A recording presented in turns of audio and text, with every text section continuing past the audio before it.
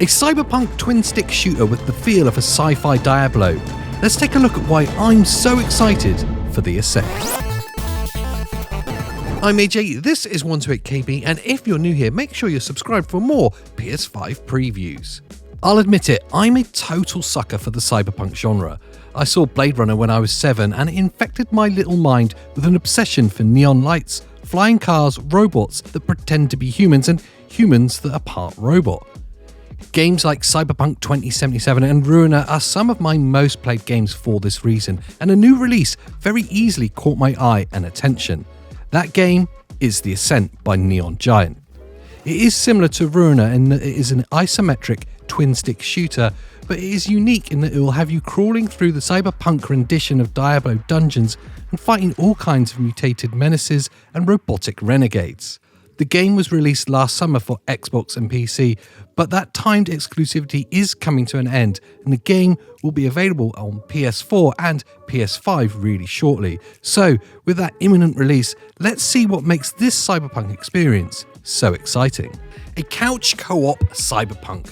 One of the game's main draws besides its setting is the fact that the entire game is designed to be played solo or with up to 3 friends. Whether local or online, you can experience all of the action of the Ascent with a 4-player co-op, teaming up with your friends to loot techno dungeons and fight all kinds of enemies, including many awesome boss fights. From what I've played so far, the Ascent can get pretty difficult, so it would be a good idea to play it with a friend so you have someone to revive you when you're downed.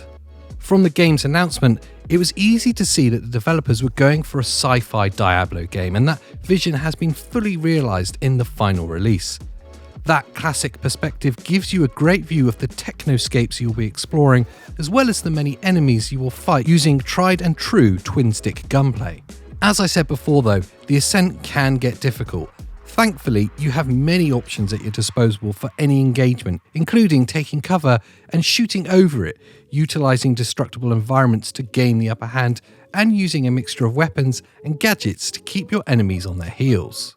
In classic RPG style, you'll be able to create your own character from the outset of the adventure. You'll have many different hair, skin, clothing, and transhuman options to create your avatar and make them personal to you.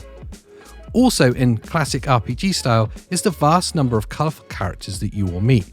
From vendors and quest givers, enemies and allies, the NPCs will run the gamut from slum-living, robotically enhanced gangsters to powerful upper-crust inhabitants who control your world with money and influence. So if you somehow have an opening for a game to play in these first few incredibly busy months of video game releases, I would recommend giving the Ascent a shot. It had a few issues upon its original release, but a year of patches later and a brand new platform will probably make the experience what it was always meant to be. The Ascent releases on PS4 and PS5 at the end of March, so we don't have long to wait to find out how good this game will actually be. But if you're too impatient, then why not watch one of our other PS5 previews here to get excited about something else coming real soon.